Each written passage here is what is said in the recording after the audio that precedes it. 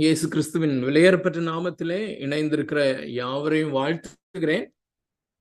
மீண்டும் இவ்விதமாக இந்த வாரத்திலே நாம் இந்த வேத ஆராய்ச்சிக்காக இணையும்படி தேவனாகிய கர்த்தர் நமக்கு அருளி இருக்கிற இந்த மகா பெரிய கிருபைக்காய் நான் ஆண்டவரை துதிக்கிறேன். இணைந்திருக்கிற யாவருக்கும் இயேசு கிறிஸ்துவின் நாமத்தினாலே வாழ்த்துதல்களையும் நன்றியையும் தெரிவித்துக் கொள்கிறேன். இவ்விதமாக நான் இணைவதினாலே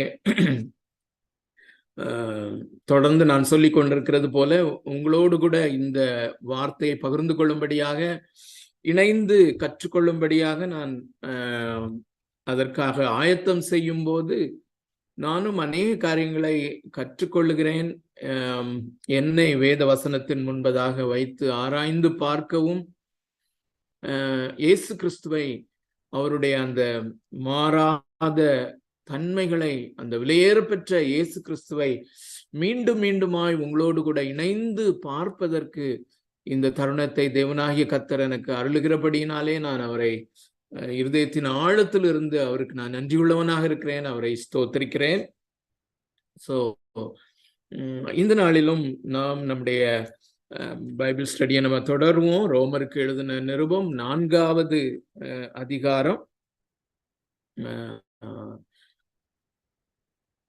வித்யா ஜபித்தது போல அருமையான தேவனுடைய பிள்ளைகளே, நமக்கு பரிசுத்த ஆவியானவர் உதவி செய்ய வேண்டும். வெறுமனே ஒரு நம்முடைய மூளை அறிவை நாம் பெருக்கிக் கொள்வதற்காக அல்ல, இயேசு கிறிஸ்துவை நாம் நம்முடைய இருதயத்தின் கண்கள் திறக்கப்பட்டவர்களாக அவரை நாம் பார்க்க வேண்டும். அவருடைய அந்த மேன்மையான அந்த மகிமையை நாம் தரிசித்தவர்களாக, அவரோடு கூட ஐக்கியப்பட்டவர்களாக இந்த பைபிள் ஸ்டடி முடிப்பது அல்ல, முடிக்கும்போது அந்த ஃபெலோஷிப் அதோடு முடிவது அல்ல. ஆவிக்குரிய வாழ்க்கையிலே அல்லது இயேசு கிறிஸ்துவோடு தேவனோடு கூட நெருங்குகிற அந்த நெருக்கத்திலே நாம் இன்னும் அதிகமாய் நெருங்கத்தக்கதாக அவரை ஆவியோடும் உண்மையோடும் தொழுது கொள்ளுகிறவர்களாக, அல்லது முழு இருதயத்தோடும் முழு ஆத்மாவோடும் முழு பலத்தோடும் முழு மனதோடும் முழு சிந்தையோடும் கூட அவரை நேசிக்கிற அந்த நேசத்திலே நாம் கொஞ்சம் கூட அதிகமாக நேசிக்கிறவர்களாக மாறத்தக்கதாக அந்த ஜெபத்தோடு காணப்படுவோம். அதை அவங்க ஜெபித்தது போல பரிசுத்த ஆவியானவர் தான் அதை செய்ய முடியும். அது நம்ம ஏற்கனவே நமக்கு தெரியும். பரிசுத்த ஆவியானவர் ஒரு வேக்யூம்ல கிரியை செய்கிறவர் அல்ல, அவர் தம்முடைய வார்த்தையை கொண்டு கிரியை செய்கிறவர். So the word and the spirit are closely tied together என்பது நாம் அறிந்திருக்கிறோம். பரிசுத்த ஆவியானவரும் அவருடைய வார்த்தையும், தேவனுடைய வார்த்தையும் ஒன்றாக இணைந்து இருக்கிறது. அவருடைய வார்த்தை தியானிக்கப்படுகிற இடத்திலே மாத்திரம், அல்லது அவருடைய வார்த்தை வாசிக்கப்படுகிற இடத்திலே மாத்திரம், அல்லது அவருடைய வார்த்தை கனப்படுத்தப்படுகிற இடத்திலே மாத்திரம் பரிசுத்த ஆவியானவர் கனப்பட்டவராக அவர் விடுதலையோடு கூட கிரியை செய்கிறார், மற்றபடி அல்ல என்பதை நாம் அறிந்திருக்கிறோம். ரோமருக்கு எழுதின நிருபம் 4வது அதிகாரத்துக்கு நாம் திருப்பிக் கொள்ளலாம். 4வது அதிகாரம் 1 முதல் 8 வசனங்களை நாம் முடித்திருக்கிறோம். இன்று நாம 9 முதல் 12 வரையிலும், கடந்த முறை நாம கூடி வரும்போது 9 முதல் 12 நாம் படித்தோம் என்று நினைக்கிறேன். ஆனால் அதற்குள்ளே நாம் செல்ல முடியவில்லை. இன்றுதான் நாம் அதை நாம் கற்றுக்கொள்ள பரிசுத்த ஆவியானவர் நமக்கு உதவி செய்வாராக. 1வது வசனத்திலிருந்து 8 வரைக்கும் நம்ம முடித்திருக்கிறோம். அருமையான தேவனுடைய பிள்ளைகளை, நாம் தொடங்குவதற்கு முன்பதாக 2 வசனங்களை நாம் இதுவரையிலும் வாசித்த அல்லது இதுவரை கற்றுக்கொண்ட வேத பகுதிகளில் இருந்து 2 வசனங்களை முகவுரையாக நாம் வாசிக்கலாம் என்று நினைக்கிறேன். மிக முக்கியமான காரியம், நாம் எந்த வசன பகுதியை தியானித்து கொண்டிருக்கிறோமோ அல்லது எந்த ஒரு டாபிக்கை நம்ம இதுல பார்த்து கொண்டிருக்கிறோமோ, எந்த கருப்பொருளை நாம் சிந்தித்து கொண்டிருக்கிறோமோ அதை தொடர்ந்து சிந்திப்பதற்கு ஏதுவான முறையிலே முதலாவது ரோமருக்கு எழுதின நிருபம் 3வது அதிகாரம் 25வது வசனம், இது நாம் எப்பொழுதும் மென்ஷன் பண்ணுகிற ஒரு வசனம். இந்த ரோமருக்கு எழுதின நிருபம்தான் தெளிவான சுவிசேஷம் என்றால், இந்த 21 முதல் 25 அது எவரெஸ்ட் சிகரம் போன்றது. அந்த சிகரத்தின் சிகரமாக இந்த 25வது வசனம் இருக்கிறது என்பதை நாம் தெளிவாக அறிந்திருக்கிறோம். அதிலிருந்து ஒரே ஒரு பிரேஸ மாத்திரம் நாம் எடுத்துக்கொள்வோம். ஆனால் முழு வசனத்தை நான் உங்களுக்காக வாசிக்கிறேன். தயவு கூர்ந்து வேதாகமம் உங்களுடைய கரங்களிலே இருக்குமானால் அல்லது அருகாமையிலே இருக்குமானால் அதை திறந்து தயவு செய்து பாருங்கள், ஃபாலோ பண்ணுங்க.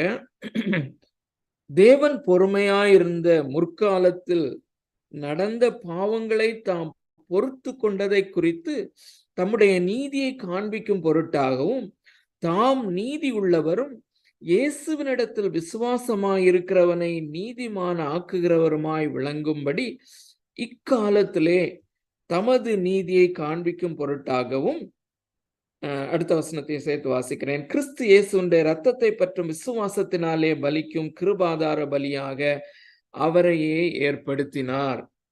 இந்த 25வது வசனத்திலே தாம் நீதியுள்ளவரும் நீதிமான் ஆக்குகிறவருமாய், தாம் நீதி உள்ளவரும் பாவியை நீதிமான் ஆக்குகிறவருமாய், ஆங்கிலத்திலே மிக அழகாக அது வரும் நேர்த்தியாக, the just and the justifier, பாவியை நீதிமான் என்று பிரகடனப்படுத்துகிறவர். இதைத்தான் நாம் இன்னொரு பாஷையிலே அல்லது இன்னொரு வெர்ஷன்ல ரட்சிப்பு என்று சொல்லுகிறோம். நாம் ரட்சிக்கப்பட்டோம் என்று சொல்லும் பொழுது என்ன நடந்தது? பாவியாக தேவனுடைய சமூகத்திலே வர கொஞ்சம் கூட திராணியற்றவனாக, அருகதையற்றவனாக நான் வந்து நிற்கும் போது ஏதோ ஒரு அடிப்படையிலே அவர் என்னை நீதிமான் என்றும் என்னுடைய சமூகத்திலே நீ தைரியமாக நிற்கக்கூடியவன் என்றும் அவர் டிக்ளேர் பண்ணினார். அதை தான் நாம் ரட்சிப்பு என்று சொல்லுகிறோம். அது எந்த அடிப்படையில் என்றால், கர்த்தராகிய இயேசு கிறிஸ்து நமக்காக சிலுவையிலே கிருபாதார பலியாக அல்லது கோப நிவாரண பலியாக அவர் ரத்தம் சிந்தி மரித்ததன் மூலமாக, அல்லது நம்மேல் தொங்கிக் கொண்டிருந்த அல்லது நம்மேல் விதிக்கப்பட்டிருந்த அந்த தேவனுடைய உக்கிர கோபாக்கினை நித்திய தண்டனையை அவர் ஏற்றுக்கொண்டதின் அடிப்படையிலே நம்மை அவர் நீதிமான் என்று பிரகடனப்படுத்தினார், அல்லது அந்த இயேசு கிறிஸ்துவின் நீதியை நம்மிலே அவர் கவுண்ட் பண்ணினார் என்பதுதான் அந்த ரட்சிப்புக்கு இன்னொரு வேர்ஷன். அதை அவர் எப்படி செய்தார் என்றால் விசுவாசத்தினாலே செய்தார் என்பதை நாம் அதுல பார்க்கிறோம். சோ இதுல 5 காரியங்கள், 5 அந்த ரிஃபர்மேஷனல் ஸ்லோகன்ஸ் என்று சொல்லக்கூடிய 5 காரியமும் அதுல இருக்கிறது என்பதை நாம் பார்த்திருக்கிறோம். விசுவாசத்தினாலே மாத்திரம், இயேசு கிறிஸ்துவினாலே மாத்திரம், வேத வாக்கியங்களிலே சொல்லப்பட்டிருக்கிறபடி மாத்திரம், கிருபையினாலே மாத்திரம், பிதாவாகிய தேவனுடைய மகிமைக்கென்று மாத்திரம் என்கிற 5 ஸ்லோகனுக்கு ஏற்ற வேத வாக்கியங்கள் இந்த 21 26 வரை உள்ள வேத பகுதியிலே அடங்கி இருக்கிறது என்பதை நாம் திரும்ப திரும்ப பார்த்து கொண்டிருக்கிறோம். அதிலே மிக குறிப்பாக விசுவாசத்தினாலே மாத்திரம் நாம் நீதிமான்கள் என்று பிரகடனப்படுத்தப்படுகிறோம், விசுவாசத்தினாலே மாத்திரம் என்பதை அவர் அப்போஸ்தலனாகிய பவுல் வலியுறுத்தும்படியாக, அல்லது தேவன் தாமே அதை வலியுறுத்தி நமக்கு கம்யூனிகேட் பண்ணும்படியாக அதை அவர் முன்னெடுத்து செல்கிறதை தான் நம்ம 27வது வசனத்திலிருந்து 31வது வசனத்திலிருந்து வரைக்கும் பார்த்தோம். அதுக்கு பிறகும் திரும்பியும் அதே பொருள் தான் 4வது அதிகாரம் 1வது வசனத்திலிருந்து 8வது வசனத்திலையும் இருக்குன்னு சொல்லி பார்த்தோம். அதுல இருந்து ஒரு வசனத்தை மாத்திரம் நான் கொண்டு வர விரும்புகிறேன். 4வது அதிகாரம் 5வது வசனம். 4வது அதிகாரம் 5வது வசனம், ஒருவன் கிரியை செய்யாமல் பாவியை நீதிமான் ஆக்குகிறவரிடத்தில் விசுவாசம் வைக்கிறவனாயிருந்தால் அவனுடைய விசுவாசமே அவனுக்கு நீதியாக எண்ணப்படும். அருமையான தேவனுடைய பிள்ளைகளே, கவனிக்க வேண்டிய காரியம், ஒருவன் கிரியை செய்யாமல், அல்லது இந்த கிரியை என்கிற காரியம் மனிதனாக தானாக முயற்சி செய்கிற அந்த காரியம் தேவனை பிரியப்படுத்தும்படியாக நான் எதையாயிலும் செய்ய வேண்டும் என்கிற அந்த ஆட்டிடியூட், அந்த காரியம், அந்த எண்ணம், அந்த அதை தான் நம் கிரியை என்று சொல்லுகிறோம். அது தேவன் அருவருக்கிற ஒரு காரியம். அது விசுவாசத்திற்கு நேர் எதிரடையாக இருக்கிறது என்பதை இந்த நாளில் பைபிள் ஸ்டடி தொடங்கும் போதும் நம்முடைய இருதயத்திலே, மனதிலே ரெஜிஸ்டர் பண்ணி கொள்வோம், ஆழமாக பதித்துக் கொள்வோம். கர்த்தருக்கு சித்தமானால் இந்த பைபிள் ஸ்டடியை முடிக்கும் போது மிக தெளிவாக இந்த விசுவாசம் என்றால் என்ன என்பதையும் திரும்பியும் நம்ம ஒரு முறை பார்ப்போம். அருமையானவர்களே, திரும்பியும் அதை வாசிக்கிறேன். ஒருவன் கிரியை செய்யாமல், அல்லது நீ கிரியை கொண்டு என்னிடத்திலே நீ வராதே, அல்லது மனிதனாகிய நீ உன்னுடைய கிரியை கொண்டு இடத்துல வர முயற்சி செய்யாதே, அதை நான் அருவருக்கிறேன் என்கிற காரியம். அருமையானவர்களே, முதலாவதாகவே நாம திரும்பவும் ரியலைஸ் பண்ணுவது நல்லது. மனிதன் ஒரு பக்கத்துல இருக்கிறான், மனிதர்கள் எல்லாரும் ஒரு பக்கத்திலே இருக்கிறார்கள், மறுபக்கத்திலே தேவன் இருக்கிறார். ரெண்டுக்கும் இடையிலே ஒரு பெரும் பிளவு இருக்கிறது. தேவனை குறித்து ஒரு விசேஷம் சொல்ல வேண்டுமானால், அவர் பரிசுத்தத்திலே நித்தியம் உள்ளவர், அல்லது முடிவில்லாத எல்லையற்ற விதத்திலே பெர்ஃபெக்டான நீதிபரர், எல்லையற்ற விதத்திலே பெர்ஃபெக்டான பரிசுத்தர், எல்லையற்ற விதத்திலே பெர்ஃபெக்டான அவர் நீதியை காண்பிக்கிறவர் என்பது. மனிதன் என்பவனை எடுத்துக்கொண்டோமானால், மனிதன் பாவியாக இருக்கிறான். பொதுவாக இந்த பாவியான மனிதன் என்றாலே பாவி. அருமையான தேவனுடைய பிள்ளைகளே, திரும்ப திரும்ப அந்த கடந்த முறை நாம பார்த்த அந்த சுவிசேஷத்தினுடைய 4 அம்சங்கள், ஃபார்முலா, எப்பொழுதும் நாம் அதை மைண்ட்ல வைத்துக்கொள்ள பரிசுத்த ஆவியானவர் நமக்கு உதவி செய்வாராக. மனிதன் என்றாலே அவனுடைய அந்த கேரக்டர் எப்படி, அவரை தேவனை சொல்லும் போது, கடவுளை குறித்து சொல்லும் போது அவர் பரிசுத்தர் என்று சொன்னோமோ, அது போல மனிதன் என்றால் அவன் பாவியாக இருக்கிறான். அவன் மேல் தேவ கோபாக்கினை தான் எப்பொழுதும் இருக்கிறது. God is always angry. Angry என்று சொல்வதை விட தமிழிலே நான் அதிகமாக நேசிக்கிற அந்த வார்த்தை, நான் நேசிக்கிறதுனால அல்ல, ஏசாயா, எரேமியா, எசேக்கியேல் தீர்க்க தரிசன புஸ்தகங்களிலே அது திரும்ப திரும்ப வருகிறதை நாம் பார்க்கிறோம். அவருடைய அந்த உக்ர கோபாக்கினை, மனிதன் என்றாலே அவன் மேல் தேவன் எப்பொழுதும் உக்ர கோபாக்கினை உடையவராகவே இருக்கிறார். இதை ஆழமாக பதித்துக் கொள்வோம். அருமையானுள்ள, இந்த லிபியாவில் நடந்து கொண்டிருந்த அல்லது நடந்து கொண்டிருக்கிற அந்த காரியங்கள் நிச்சயமாக நீங்கள் பார்த்திருப்பீர்கள். டிவி நியூஸ்ல பார்த்திருப்பீங்க, கேட்டிருப்பீங்க. அருமையானவர்களே, குறைந்தபட்சம் 11,000 பேர் அந்த கடல் அலைகள் வர வர அங்கே டெட் பாடிஸ் தான் வருகிறது. 10,000க்கு மேலானவர்கள் காணப்படவில்லை. இது அபிஷியல் ஃபிகர். கிராமமாக அல்லது பட்டணங்களாக முழுமையாக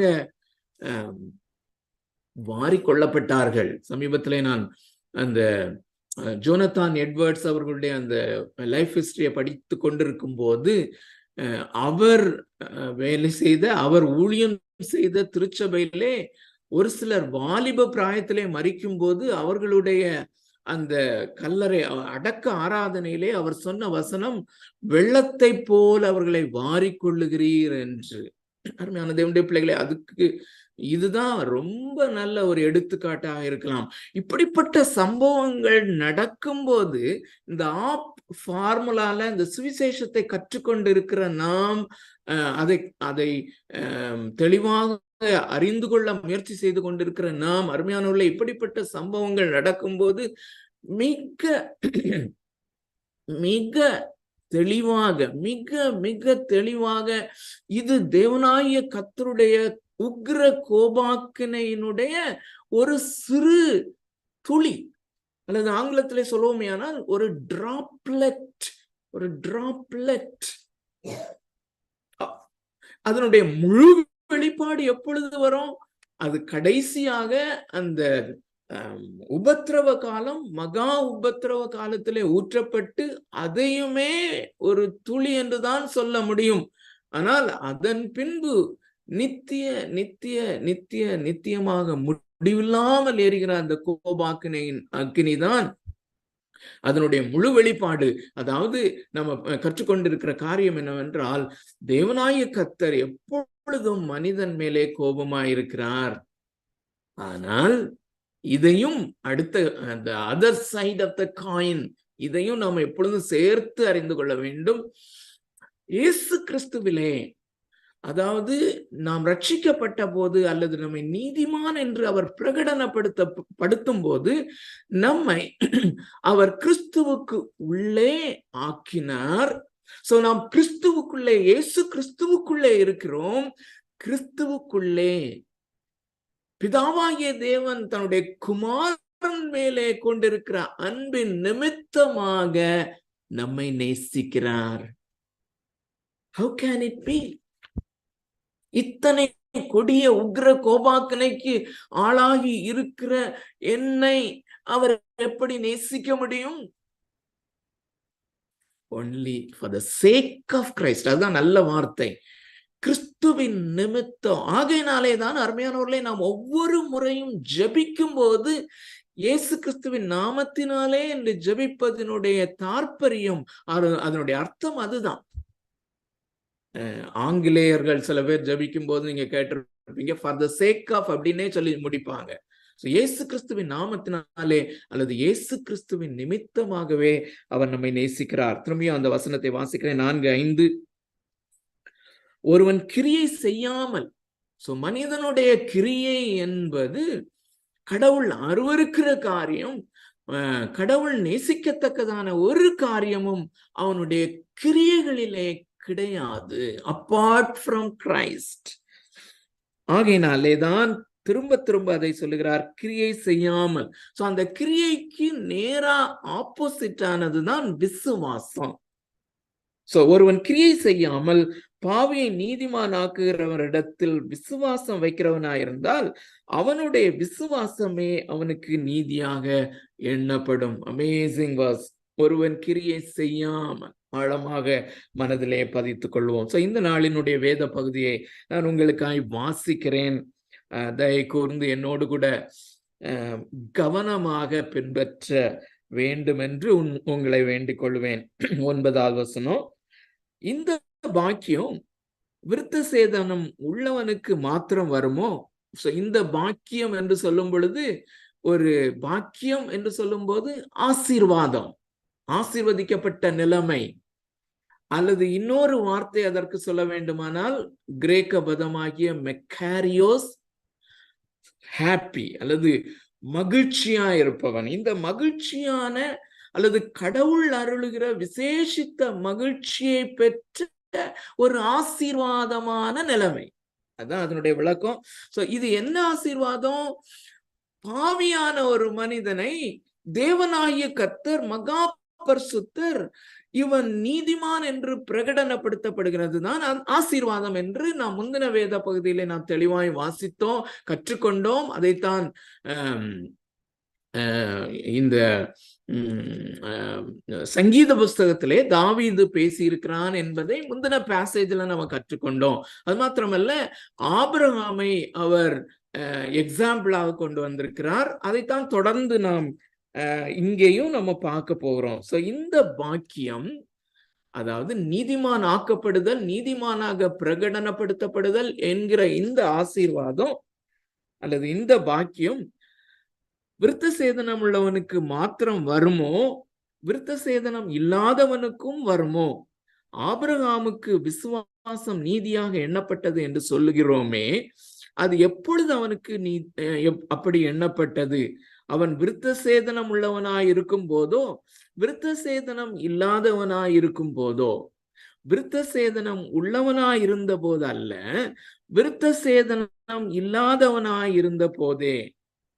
11. மேலும் விருத்த சேதனம் இல்லாத காலத்தில் அவன் விசுவாசத்தினாலே அடைந்த நீதிக்கு முத்திரையாக விருத்த சேதனமாகிய அடையாளத்தை பெற்றான். விருத்த சேதனம் இல்லாதவர்களாய் விசுவாசிக்கிற யாவருக்கும் நீதி எண்ணப்படும் பொருட்டாக அவர்களுக்கு அவன் தகப்பனாய் இருக்கும்படிக்கும், விருத்த சேதனத்தை பெற்றவர்களாய் மாத்திரமல்ல, நம்முடைய தகப்பனாகிய ஆபிரகாம் விருத்த சேதனம் இல்லாத காலத்தில் அடைந்த விசுவாசமாகிய அடிச்சுவடுகளின் நடக்கிறவர்களுமாய் இருக்கிறவர்களுக்கு தகப்பனாய் இருக்கும்படிக்கும் அந்த அடையாளத்தை பெற்றான். சோ நல்லா கவனிங்க, ஆபிரகாமை தான் திரும்பவும் கொண்டு வருகிறார். நாம் ஏற்கனவே கற்றிருக்கிறோம், இந்த 4வது அதிகாரம் முழுவதும் ஆபிரகாம் தான். ஆபிரகாம் எப்படி நீதிமானாக பிரகடனப்படுத்தப்பட்டான், அல்லது ஆபிரகாம் எப்படி ரட்சிக்கப்பட்டான்? நீங்க அநேகர், ஒரு சிலர் புதிதா இருப்பதனால என்ன சொல்ல வேண்டியது இருக்கிறது. அநேகர் எப்படி நினைக்கிறார்கள் என்றால், பழைய ஏற்பாட்டிலே தேவன் கண்டும் காணாதவர் போல இருந்தார், அல்லது அதை குறித்து ஒரு கிளாரிட்டி இல்லை, அவங்க எப்படி ரட்சிக்கப்பட்டாங்க, அவங்க எப்படி நீதிமானாக பிரகடனப்படுத்தப்பட்டார்கள்? இதேதான், விசுவாசத்தினாலே. எதன் மேல் விசுவாசம் உள்ளவர்களாய்? கிறிஸ்துவாகிய வாக்குத்தத்தத்தின் மேல் விசுவாசம் உள்ளவர்களாய். அதை குறித்து அவர்களுக்கு கிடைத்த கொஞ்ச வெளிச்சத்திலே அவர்கள் அந்த விசுவாசத்தை பூரணமாக அவர்கள் வெளிப்படுத்தினபடினாலே அந்த விசுவாசத்தின் அடிப்படையிலே தான் அவர்கள் ரட்சிக்கப்பட்டார்கள், அல்லது அந்த விசுவாசத்தின் அடிப்படையிலே தான் இந்த ஆபிரகாம் நீதிமானாக பிரகடனப்படுத்தப்பட்டான் என்பதுதான் முந்தின பேசேஜ்ல பார்த்தோம். அதே காரியத்தை தான் இங்கே கொண்டு வருகிறார். ஆனால் மிக முக்கியமாக விருத்த சேதனம் என்கிற ஒரு காரியத்தை கொண்டு வருகிறார். முந்தின வேத பகுதியிலே ஆபிரகாம் கிரியைகளினாலே அல்ல, அவன் எந்த, நல்ல கவனிங்க, கிரியை என்று சொல்லும் போது ஆபிரகாமுடைய கீழ்ப்படிதலின் கிரியைகளினாலே அல்ல, அவன் விக்கிரக வணக்கத்தானா இருக்கும் பொழுது கீழ்ப்படிதலை குறித்து ஒன்றும் அவன் தெரியாத போது அல்லது செய்யாத போது தேவன் தாமே அவனுக்கு தன்னை வெளிப்படுத்தி அந்த விசுவாசத்தை கொடுத்து அவனை நீதிமான் என்று பிரகடனப்படுத்துகிறார். கிரியைகளினாலே அல்ல என்பது இங்கே ஒரு ஸ்பெசிபிக்கான ஒரு கிரியையை அவர் கொண்டு வருகிறார், விருத்த சேதனம் என்கிற காரியம். அருமையான தேவனுடைய பிள்ளைகளே, ஆதியாகமம் 15வது அதிகாரம் 6வது வசனம், இந்த ரெஃபரன்ஸை நீங்கள் எப்பொழுதும் மறந்து போகக்கூடாது. அங்கேதான் முதல் முறையாக ஒரு மனிதன் ரட்சிக்கப்பட்டதை, அல்லது புதிய ஏற்பாட்டின் காலத்திலே நாம் எப்படி ரட்சிக்கப்படுகிறோமோ, நாம் எப்படி நீதிமான்களாக பிரகடனப்படுத்தப்பட்டோமோ படுகிறோமோ, அதே விதமாக ஒருவன் ரட்சிக்கப்பட்ட ஒரு காரியத்தை மிக தெளிவாக மோசேயின் மூலமாக தேவன் பரிசுத்த ஆவியானவர் எழுதி வைத்திருக்கிறது. எவ்வளவு ஆச்சரியமான ஒரு காரியம் பாருங்க. சோ அந்த 15வது அதிகாரத்தின் 6வது வசனத்திலே ஆபிரகாம் விசுவாசத்தினாலே, ஆபிரகாம் தேவனை விசுவாசித்தான், அது அவனுக்கு நீதியாக எண்ணப்பட்டது என்கிற வசனத்தை நம்ம பார்க்கிறோம். ஆனா இப்ப நாம கவனிக்க வேண்டிய காரியம் என்னவென்றால், அந்த வசனத்திற்காக நான் ஆண்டவரை துதிக்கிறேன். அந்த ஸ்கிரீன்ல இருந்தே நான் வாசிக்கிறேன். அவன் கர்த்தரை விசுவாசித்தான், அதை அவர், கடவுள், அதை தேவன் அவனுக்கு நீதியாக எண்ணினார். அதுதான் அவனுடைய ரட்சிப்பினுடைய பாயிண்ட். ஆனா அதற்கு பின்பு 17வது அதிகாரத்திலே வரும் பொழுதுதான், அதாவது 14 வருடங்களுக்கு பின்பு இதற்கு அடையாளமாக, இந்த உடன்படிக்கைக்கு அடையாளமாக, அதாவது ஆபிரகாமோடு தேவன் ஒரு உடன்படிக்கை பண்ணி இருக்கிறார், அந்த உடன்படிக்கைக்கு அடையாளமாக விருத்த சேதனம் என்கிற காரியத்தை தேவன் அங்கே கொடுக்கிறத நம்ம பார்க்கிறோம் 14 வருடங்களுக்கு பிறகு. சோ இங்கே அப்போஸ்தலனாகிய பவுல் என்ன குறிப்பை கொண்டு வருகிறார்? முதலாவதாக, இந்த ஆபிரகாம் எப்பொழுது நீதிமானாக பிரகடனப்படுத்தப்பட்டான்? அமேசிங். அவன் விருத்த சேதனம் பண்ணப்பட்டவனாக இருக்கும் போதா, அல்லது அந்த விருத்த சேதனம் என்கிற காரியத்தை தேவனிடத்திலிருந்து கேட்டு அந்த கட்டளையை அவன் நிறைவேற்றினது நிமித்தம், நிறைவேற்றின பின்பு தேவன் அவனை நீதிமான் என்று படுத்தினாரா என்பதுதான் அப்போஸ்தலனாகிய பவுல் கேட்கிற கேள்வி. அதற்கு பதில் என்ன? இல்லை, விருத்த சேதனம் அதற்கு பின்பாக 14 வருடங்களுக்கு பின்பாக வந்தது. ஆனால் அவன் எப்பொழுது விசுவாசித்தானோ அல்லது எப்பொழுது தேவனுடைய அந்த வெளிப்பாட்டை பெற்று அதை விசுவாசிக்கும் திறனை பெற்றானோ அப்பொழுது தேவன் அவனை நீதிமான் என்று பிரகடனப்படுத்தினார் என்பதுதான் அவருடைய முதலாவது பாயிண்ட். அது 10வது வசனத்துல அது நம்ம பார்க்கிறோம். 9-10 வசனங்கள்ல அது நம்ம பார்க்கிறோம். திரும்பியும் வாசிக்கிறேன். இந்த பாக்கியம் விருத்த சேதனம் உள்ளவனுக்கு மாத்திரம் வருமோ? அந்த வேர்டு இன்றைக்கு காலையில படிக்கும்போது அதை அப்சர்வ் பண்ண ரொம்ப ரொம்ப ரொம்ப ஆச்சரியமாக இருந்தது. தமிழிலே மிக அழகாக மொழிபெயர்த்திருக்கிறார்கள். இந்த பாக்கியம், இந்த ஆசீர்வாதம் விருத்த சேதனம் உள்ளவனுக்கு மாத்திரம் வருமோ? அந்த வார்த்தை it comes to Abraham. It came to you and me. Isn't it amazing? அருமையான தேவனுடைய பிள்ளைகளே, நாம் இந்த இயேசுவை அறியக்கூடாதவர்களாக இருந்தோம். அந்த ஐ திங்க் வித்யா ஜெபம் பண்ணும்போது அதை ரிஃப்ளெக்ட் பண்ணாங்கன்னு நினைக்கிறேன். நாம் தேவனை அறியக்கூடாதவர்களாக இருந்தோம். நம்முடைய குடும்பத்திலேயே உற்றார் உறவினர்களிலே அநேகர் அறிந்து கொள்ளவில்லை.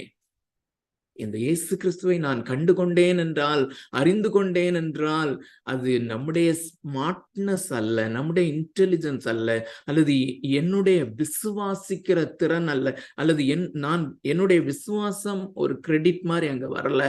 ஆனால் இது வந்தது. It came to me, it came to you, it came to you. உங்களுக்கு அது வந்தது. சோ தொடர்ந்து வாசிக்கிறேன். விருத்த சேதம், இந்த பாக்கியம் விருத்த சேதனம் உள்ளவனுக்கு மாத்திரம் வருமோ? விருத்த சேதனம் இல்லாதவனுக்கும் வருமோ? ஆபிரகாமுக்கு விசுவாசம் நீதியாக எண்ணப்பட்டது என்று சொல்லுகிறோமே, அது எப்பொழுது அவனுக்கு அப்படி எண்ணப்பட்டது? அவன் விருத்த சேதனம் உள்ளவனாய் இருந்த போதோ, விருத்த சேதனம் இல்லாதவனாய் இருந்த போதோ, விருத்த சேதனம் உள்ளவனாய் இருந்த போது அல்ல, விருத்த சேதனம் இல்லாதவனாய் இருந்த போதே. சோ இங்க முதலாவது ஒரு குறிப்பை கொண்டு வருகிறார். நீ தேவனுடைய கட்டளையாகிய இந்த விருத்த சேதனத்தை நீ செய்ததினாலே அல்ல, அல்லது இத இந்த 4வது அதிகாரத்தினுடைய முதல் வசனத்தோட நீங்க கோர்த்து கொள்ளலாம். அப்படியானால் நம்முடைய தகப்பனாகி ஆபிரகாம் மாம்சத்தின்படி எண்ணத்தை கண்டடைந்தான். அதை சரியாக எப்படி வாசிக்க வேண்டும் என்றால், இந்த ஆபிரகாம் மாம்ச முயற்சியினாலே அவன் எண்ணத்தை கண்டடைந்தான், அல்லது மாம்ச முயற்சி தேவனுக்கு பிரியமுள்ளதாக அவன் எக்ஸ்பிரஸ் பண்ணும்படியாய் அவனுக்கு மாம்ச முயற்சி அல்லது மாம்ச கிரியை அவனிலே என்ன இருந்தது? அதன் அடிப்படையிலே அல்ல. சோ விருத்த சேதனத்தினாலே அல்ல என்பது. அருமையானவர்களே 3 குறிப்புகள் நான் வேகமாக சென்று விட்டு மிக முக்கியமான ஒரு காரியத்தை உங்கள் முன்னால பவர் பாயிண்ட் மூலமாக வைக்க வேண்டும் என்று விரும்புகிறேன். இதோடு மிக மிக சம்பந்தப்படுகிற ஒரு காரியம். சோ இந்த 9-10 வசனங்களிலே ஆபிரகாம் இந்த விருத்த சேதனம் என்கிற முறையை கையாளுவதற்கு முன்பதாகவே தேவன் அவனை நீதிமான் என்று பிரகடனப்படுத்தினார் என்பதுதான் அந்த 9-10 வசனங்களினுடைய குறிப்பு. இப்போ 11வது வசனத்திலே என்ன சொல்லுகிறார்? இந்த பர்பஸ், எதற்காக தேவன் அந்த விருத்த சேதனம் என்பதை கொடுத்தார்? அருமையானவர்களே, இந்த விருத்த சேதனம் என்கிற காரியம் புதிய ஏற்பாட்டு விசுவாசிகளாகிய நமக்கு அது ரெலவெண்டா இல்லாம இருக்கலாம். ஆனா ஒரு காரியத்தை கூடவே சேர்த்து இணைத்து கற்றுக்கொண்டு வாருங்கள். கர்த்தருக்கு சித்தமானால் கடைசியில நம்ம இன்னும் தெளிவாக அதை பார்ப்போம், கற்றுக்கொள்வோம். இந்த புதிய ஏற்பாட்டின் காலத்திலே அல்லது நம்முடைய சிச்சுவேஷன்ல, நம்முடைய சந்தர்ப்பத்திலே அது ஞானஸ்நானம், சரீர பிரகாரமாக செய்கிற ஞானஸ்நானம் நிச்சயமாக நீதிமான் என்று தேவனால் பிரகடனப்படுத்தப்பட்ட ஒவ்வொருவனும் அல்லது ரட்சிக்கப்பட்ட ஒவ்வொருவனும் ஞானஸ்நானம் பெற்றுக்கொள்ள வேண்டும், எடுக்க வேண்டும். ஆனால் ஞானஸ்நானம் நம்மை ரட்சிக்காது. அதுதான். சோ அந்த பழைய ஏற்பாட்டின் காலத்திலே இஸ்ரவேலர்களுக்கு கொடுக்கப்பட்ட அந்த விருத்த சேதனம் என்கிற சடங்காச்சாரம் அல்லது என்கிற அந்த முறைமை இஸ் ஈக்குவல் டு ஞானஸ்நானம். மிக முக்கியமான ஒரு காரியம். சோ அதைத்தான் இந்த பழைய உடன்படிக்கையின் காலத்திலே இந்த விருத்த சேதனம் என்கிற காரியத்தை தேவன் ஏன் கொடுத்தார் என்பதை தான் இங்கே வாசிக்கிறோம். 2 வார்த்தையை மாத்திரம் நீங்க ஹைலைட் பண்ணிக்கொள்ளலாம். ஒன்று முத்திரையாக, இன்னொன்று அடையாளமாக. திரும்ப அந்த வசனத்தை வாசிக்கிறேன். அப்போ இந்த 2 வார்த்தைகளையும் நீங்கள் அடிக்கோடிட்டு கொள்ளலாம் அல்லது நீங்க ரவுண்ட் பண்ணிக்கலாம்.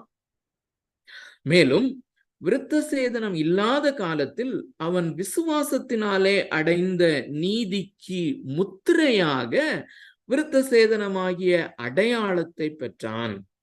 விருத்த சேதனம் இல்லாதவர்களா, ஓகே, அடுத்த பகுதியை நம்ம பிறகு வாசிக்கலாம். சோ 2 காரியம், 2 ஃபங்க்ஷன் இந்த இந்த இந்த விருத்த சேதனம் செய்தல் என்கிற காரியம், விருத்த சேதனம் செய்தல் என்கிற காரியம் 2 வார்த்தைகளை அல்லது 2 காரியத்தை வெளிப்படுத்துகிறது. அல்லது இந்த 2 காரியங்களுக்காக தேவன் இதை கொடுத்தார். ஒன்று அது முத்திரையாக இருக்கிறது, இன்னொன்று அது அடையாளமாக இருக்கிறது. அடையாளம் என்று சொன்னால் என்ன? ஒருவேளை இந்த டிசைரிங் காட் அடிக்கடி பார்க்கிறவங்களுக்கும் அதுல உள்ள ஆர்டிக்கிள் வாசிக்கிறவங்களுக்கும் ஜான் பைப்பர் அடிக்கடி சொல்லுகிற ஒரு அனாலஜி உங்களுக்கு நிச்சயமாக மனதில் இருக்கும் என்று நினைக்கிறேன். அதை நாம் எல்லாருக்கும் பிரயோஜனம் உள்ளதாக சொல்லுவது நல்லது. அருமையானவர்களே, ஒரு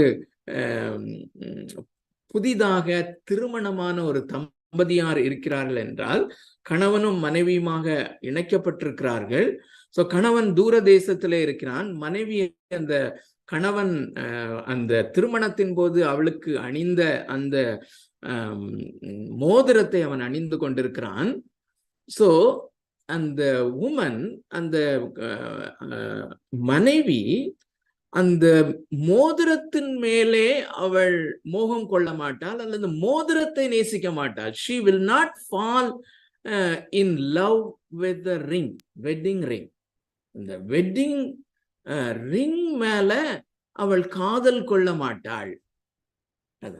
அதுபோலதான் அந்த கணவனும் அவனுடைய அந்த வெட்டிங் ரிங், அந்த மனைவி அவனுக்கு அணிவித்த அந்த ரிங் மேல அவன் காதல் கொள்ள மாட்டான்.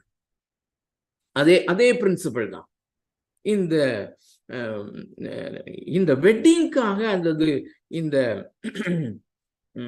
திருமணத்தின் போது திருமணத்தின் அடையாளமாக, திருமணத்துக்கு அடையாளமாக அணியப்பட்ட இந்த மோதிரம் அடையாளமாகத்தான் இருக்கிறதே ஒழிய அது முக்கியத்துவம் பெறாது, அல்லது அதற்குரிய முக்கியத்துவம் தான் அதற்கு இருக்குமே தவிர அடையாளம் இது அதை பார்க்கும் பொழுதெல்லாம், சோ கணவனை பிரிந்திருக்கிற மனைவிக்கு அந்த ரிங்கை பார்க்கும் பொழுதெல்லாம் அது கணவனை காண்பிக்கிறது.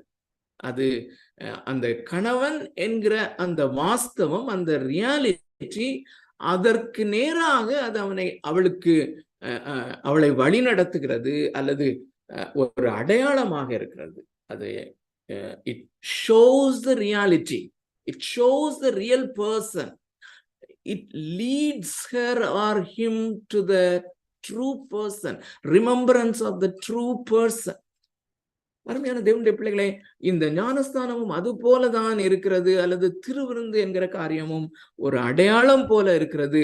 ஆனால் அதன் மூலமாக ஒருவன் ரட்சிப்படைய முடியாது, அல்லது ஞானஸ்நானம் பெற்றுக்கொள்வது நிமித்தமாக நான் தேவனை பிரியப்படுத்தி விட, அல்லது அதை நினைத்து கொண்டு நான் ஒரு கான்பிடென்டாக தேவனுடைய சமூகத்திலே வர முடியாது. 2வது அது என்னவாக இருக்கிறது? முத்திரையாக இருக்கிறது. அடையாளமாக மாத்திரமல்ல, அது முத்திரையாகவும் இருக்கிறது. அப்படின்னா இட் இஸ் சீல்டு, அது மாறாதது.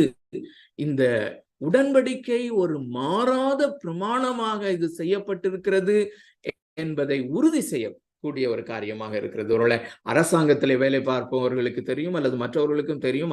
அரசாங்க கடிதங்கள் அல்லது அரசாங்க அதிகாரிகளிடமிருந்து வருகிற அந்த ஆர்டர்ஸ், ஆணைகள், மிக குறிப்பாக தீர்ப்பாணைகள், ஆணைகள் என்கிற காரியங்கள் வருமே ஆனால் அதை கவர்ல அவங்க போட்டு ஆபீஸ் ஒரு சீல வைப்பாங்க, முத்திரையை அங்கே போடுவார்கள். அந்த முத்திரையை யாரும் உடைக்க முடியாது. சோ அப்படி போல வெளிப்படையான ஒரு முத்திரையாகவும் வெளிப்படையான ஒரு அடையாளமாகவும் இருக்கிறது. இப்போ நம்ம 3வது குறிப்புக்கு வருவோம். அது 12வது வசனத்துல நம்ம பார்க்கிறோம். 11வது வசனத்துல நல்ல கவனிங்க. 11வது வசனத்திலே எங்கே நாம விட்டோமோ அதுல இருந்து இந்த 3வது குறிப்பு தொடங்கி 12வது வசனத்திலையும் வருது. மிடில்ல இருந்து வாசிக்கிறேன். விருத்த சேதனம் இல்லாதவர்களாய் விசுவாசிக்கிற யாவருக்கும் நீதி எண்ணப்படும் பொருட்டாக அவர்களுக்கு அவன் தகப்பனாய் இருக்கும்படிக்கும். இது யாரை குறிக்கிறது? நம்மை குறிக்கிறது, புறஜாதிகளை குறிக்கிறது. புறஜாதிகளுக்கும் இந்த விருத்த சேதனம் என்கிற காரியத்துக்கும் கொஞ்சமும் சம்பந்தம் கிடையாது. அது மாத்திரம் இல்ல, யூதர்கள் புறஜாதியாரை எப்படி சொல்வார்கள் என்பது உங்களுக்கு தெரிந்திருக்கும். விருத்த சேதனம் இல்லாதவர்கள் அல்லது விருத்த சேதனம் இல்லாத இன்னொரு வார்த்தையும் சொல்லுவாங்க, நாய்கள் என்கிற காரியம். இயேசு கானானிய ஸ்திரீயை பார்த்து பிள்ளைகளுக்குரிய அப்பத்தை நாய்க்குட்டிகளுக்கு போடக்கூடாது என்று சொல்லும் போது அவர் ஏற்கனவே யூதர்களுக்கு மத்தியிலே இருந்த அந்த வழக்கத்தின்படியான அந்த வார்த்தையை தான் அவர் பயன்படுத்துகிறார் என்பதை நாம் நிச்சயமாக அறிந்திருப்போம் என்று நினைக்கிறேன். அருமையான தேவனுடைய பிள்ளைகளே, ஆகையினாலே யூதர் அல்லாத புறஜாதியாரை விருத்த சேதனம் இல்லாத நாய்கள் போன்றவர்கள் என்று சொல்லக்கூடிய அந்த நிலைமையிலே தான் நாம் இருந்தோம். அருமையானவர்களே, சோ அப்படிப்பட்டவர்கள் விருத்த சேதனத்தோடு கூட எந்த சம்பந்தமும் இல்லாமல் இருக்கிற புறஜாதியாராகிய நாம் அல்லது நமக்கு இந்த ஆபிரகாம் தகப்பனாயிருப்பான் என்பது ஆதியாகமம் 12வது அதிகாரம் துவக்கத்திலே ஆபிரகாமுக்கு வாக்குத்தத்தமாக அருளப்பட்டது. அருமையான தேவனுடைய பிள்ளைகளே, அந்த வாக்குத்தத்தத்தின் அடிப்படையிலே விருத்த சேதனம் பெறாத அல்லது அதற்கு சம்பந்தம் இல்லாத நம்மையும் கூட அவர் அவர் நீதிமான் என்று பிரகடனப்படுத்த முடியும். பிரகடனப்படுத்தும் போது நமக்கு அவர் தகப்பனாய் இருக்கும்படியாக அந்த பர்பஸ்க்காக ஆபிரகாம் விருத்த சேதனம் பண்ணப்படுவதற்கு 14 வருடங்களுக்கு முன்பதாக அவனுடைய விசுவாசத்தின் ஆதாரத்தை கொண்டு அவனை நீதிமான் என்று பிரகடனப்படுத்துகிறார். அது மாத்திரமல்ல, விருத்த சேதனம் பெற்ற, நல்ல கவனிங்க, விருத்த சேதனம் பெற்ற யூதருக்கும் கூட, யூதரும் விருத்த சேதனம் பெற்ற யூதராக இருந்தாலும் அவர்கள் அந்த விருத்த சேதனத்தின் மேல் கவனம் வைக்காதபடி விசுவாசிக்கிறவர்களாக இருப்பார்களானால் அவர்களுக்கும் அவன் தகப்பனாயிருப்பான். What an amazing plan, design of God in this plan of salvation. இந்த ரட்சிப்பின் திட்டத்தை தேவன் திட்டம் பண்ணும்போது எவ்வளவு அழகாக திட்டமிட்டு அதை எக்ஸிக்யூட் பண்ணுகிறார் என்று பாருங்கள். அந்த வசனத்தை வாசித்து முடித்து விடுகிறேன். 12வது வசனம். விருத்த சேதனத்தை பெற்றவர்களாய் மாத்திரமல்ல, ஆக்சுவலா இந்த சென்டென்ஸ் ஸ்ட்ரக்சர் தமிழ் மொழிபெயர்ப்புல கொஞ்சம் கன்ஃபியூசிங் மாதிரி தெரியும், ஆனா அர்த்தம் இதுதான். விருத்த சேதனத்தை பெற்றவர்களாய் மாத்திரமல்ல, இப்படி வாசித்தீங்கன்னா சரியா வரும். விருத்த சேதனத்தை பெற்றவர்களாய் மாத்திரமல்ல, நம்முடைய தகப்பனாகிய ஆபிரகாம் விருத்த சேதனம் இல்லாத காலத்தில் அடைந்த விசுவாசமாகிய அடிச்சுவடுகளில் நடக்கிறவர்களாயும் இருக்கிறவர்களுக்கு தகப்பனாய் இருக்கும்படிக்கும் அந்த அடையாளத்தை பெற்றான். அதாவது விருத்த சேதனம் பெற்ற யூதர்களாக இருந்தாலும் விருத்த சேதனம் செய்வதற்கு முன்பதாக எப்படிப்பட்ட விசுவாசத்தை விசுவாசித்தானோ, அந்த ஆபிரகாம் விசுவாசித்தானோ அந்த அடிச்சுவடுகளிலே நடக்கிறவர்களை நீதிமான் ஆக்கும்படியாகவும் அவர்களுக்கு தகப்பனாய் இருக்கும்படியாகவும். எல்லா யூதர்களுக்கும் ஆபிரகாம் தகப்பன் அல்ல. அதை இயேசு கிறிஸ்துவும் ரீட்டரேட் பண்ணி சொல்லுகிறதை நாம் அறிந்திருக்கிறோம். ஆபிரகாம் உங்களுக்கு தகப்பன் என்று சொல்லிக் கொள்ளாதிருங்கள் என்று சொல்வதனுடைய அர்த்தம் அதுதான். யூதர்கள் என்ன நினைத்துக் கொண்டிருந்தார்கள்?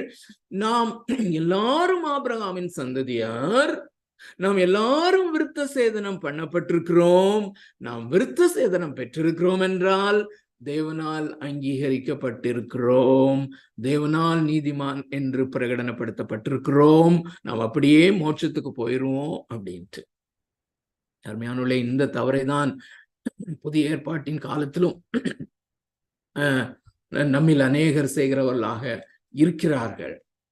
அருமையானுள்ளே, இந்த லிபியாவில் நடந்த இந்த காரியத்தை குறித்த ஒரு சின்ன கிளிப்பிங்கை இன்னைக்கு நான் பார்த்து கொண்டிருக்கும் போது, அதுல ஒரு முஸ்லிம் நண்பர் அவன் சொல்லுகிறான், நம்ம எல்லாரும் கடவுளுக்கு சொந்தமானவர்கள், அவர் தம்மிடத்திலே இவர்களை எல்லாம் எடுத்துக்கொண்டார் என்று. அருமையானவர்களே, அநேக மத கோட்பாடுகளை பின்பற்றுகிறவர்கள், அநேக கிறிஸ்தவர்களும் கூட, அநேக விசுவாசிகள் என்று சொல்லிக் கொள்ளுகிறவர்களும் கூட இப்படி வாரிக்கொள்ளப்படும் பொழுது, அல்லது இந்த உலகத்திலே தங்களுடைய இறுதி மூச்சை விட்டு நித்தியத்திலே தங்களுடைய மூச்சை எடுக்கும் பொழுது அநேகருக்கு பெரிய சர்ப்ரைஸா இருக்கும். இந்த மக்கள் எல்லாருமே நாங்கள் கடவுளிடத்திலே போவோம்னு சொல்லி அந்த துடித்து மரித்த வேளையிலே அப்படி நினைச்சிருக்கலாம். பட் எங்கே செல்லுகிறார்கள் என்பது மிக மிக முக்கியமான ஒரு காரியம். அருமையான தேவனுடைய பிள்ளைகளே, இந்த 3 குறிப்புகளையும் நாம் பெற்றிருப்போம் என்று நினைக்கிறேன். நிச்சயமாக மிகவும் இந்த கண்ணோட்டத்திலே திரும்பியும் இந்த பேசேஜஸ், இந்த பேசேஜ் மிக குறிப்பாக 9, 10, 11, 12 வசனங்களை நீங்க படிச்சீங்கன்னா இந்த மிக தெளிவாக அது விளங்குகிறதா இருக்கும். இல்லாட்டி கொஞ்சம் காம்ப்ளிகேட்டடா தான் இருக்கும். ஸோ விருத்த சேதனமாகிய தேவனுடைய கட்டளையை கைக்கொள்வது நிமித்தமாக ஒருவன் நீதிமான் ஆக்கப்படுவதில்லை. ஆபிரகாம் விருத்த சேதனம் செய்யப்படுவதற்கு முன்பதாகவே, 14 வருடங்களுக்கு முன்பதாகவே அவனுடைய விசுவாசத்தின் அடிப்படையிலே நீதிமான் ஆக்கப்பட்டான் என்பதுதான் குறிப்பு. இப்போ what relevance it has for us? ஏன்னா விருத்த சேதனத்துக்கும் நமக்கும் சம்பந்தம் இல்லை. ஆனா அருமையான தேவனுடைய பிள்ளைகளே, இதை நாம் சொல்வோமே ஆனால், ஆங்கிலத்திலே ஒரு வார்த்தையிலே சொல்வோமே ஆனால், லீகலிசம் என்கிற ஒரு காரியம், அல்லது இந்த விருத்த சேதனம் போன்ற கிரியைகளை செய்வதினாலே நான் தேவனிடத்திலே அங்கீகாரம் பெற்றுவிடலாம், அல்லது இப்படிப்பட்ட கிரியைகளை நான் செய்வதினாலே நான் தேவனுடைய சமூகத்திலே ரட்சிக்கப்பட்டு விடலாம், தேவனை பிரியப்படுத்தி விடலாம் என்கிற எண்ணம் ஒரு தேவனுடைய மனுஷன் விதமாக சொல்லுகிறார். இப்படிப்பட்ட இந்த எண்ணம் விழுந்து போன மனிதனுடைய ஒரு குணாதிசயம் என்று சொல்லுகிறார்.